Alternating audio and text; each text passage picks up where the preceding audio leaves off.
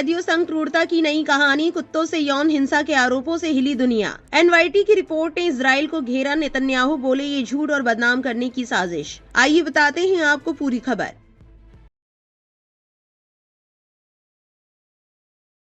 क्या इजराइल की सेना ने कैदी फिलिस्तीनियों का कुत्तों के जरिए यौन उत्पीड़न करवाया? अमेरिका के प्रतिष्ठित अखबार न्यूयॉर्क टाइम्स की एक रिपोर्ट से पैदा हुए इस सवाल ने बहुत बड़ी बहस छेड़ दी है। बीती 11 मई को एनवाईटी में छपे एक विवादित और चौंकाने वाले लेख में दावा किया गया है कि इजरायली डिफेंस फोर्स ने फिलिस्तीनी कैदियों के साथ यौन हिंसा करने के लिए कुत्तों का इस्तेमाल किया। इस बात ने पूरी दुनिया में हड़कंप मचा दिया है। सोशल मीडिया पर इसे लेकर लोगों में काफी गुस्सा और हैरानी देखी गई। विवादित आर्टिकल पर जवाब इजराइल से भी आया। इजरायली प्रधानमंत्री बेंजामिन नेतन्याहू लेख लिखने वाले रिपोर्टर पर आग बबूला है। उनके खिलाफ कानूनी कार्रवाई की धमकी भी दी है, लेकिन एनवाईटी में ओपिनियन कॉलम लिखने वाले पत्रकार निकोलस क्रिस्टोफ का दावा है कि आर्टिकल उन्होंने 14 फिलिस्तीनी पुरुष और महिला कैदियों के बयानों के आधार पर लिखा है। निकोलस क्रिस्टोफ ने अपने आर्टिकल में गाजा से आए एक पत्रकार कैदी की कहानी बताई है। आर्टिकल के मुताबिक उन्हें साल 2024 में इजरायली सेना ने हिरासत में लिया था। इस दौरान उनके साथ कई बार यौन हिंसा की गई। एक बार कथित तौर पर उनके प्राइवेट पार्ट्स को प्लास्टिक टाई से बांध दिया गया था। इसके बाद घंटों तक इस पर चोट की गई, जिससे वो गंभीर रूप से घायल हो गए। कई दिनों तक उनके पेशाब में खून आता रहा। लेख में पत्रकार ने अपने साथ हुई एक और घटना का जिक्र किया। उनके मुताबिक एक दिन उन्हें जमीन पर दबोच कर नंगा कर दिया गया था। इसके बाद उनकी आंखों पर पट्टी बांधी गई, हाथ भी बांध दिए गए और एक कुत्ते को लाया गया। इसके बाद लेख में इस पत्रकार के हवाले लिखा है, किसी इजरायली सैनिक ने कुत्ते को हिब्रू भाषा में कुछ डायरेक्शन दिए। इसके बाद कुत्ता उनके ऊपर चढ़ गया। उन्होंने बताया कि ये सब जब हो रहा था तब इजरायली सैनिक कैमरों से उनकी तस्वीरें ले रहे थे और हंस रहे थे।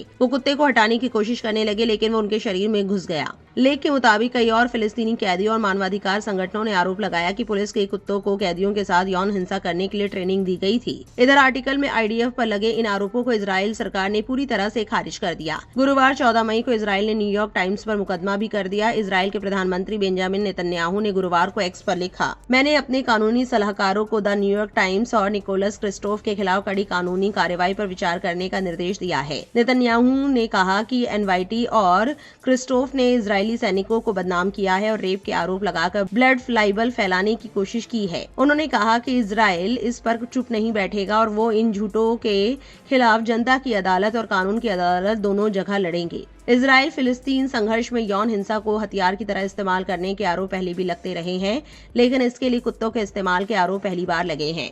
इस खबर को लेकर आपकी क्या राय है? कमेंट सेक्शन में जरूर लिखें और इस वीडियो को लाइक और शेयर करना ना भूलें।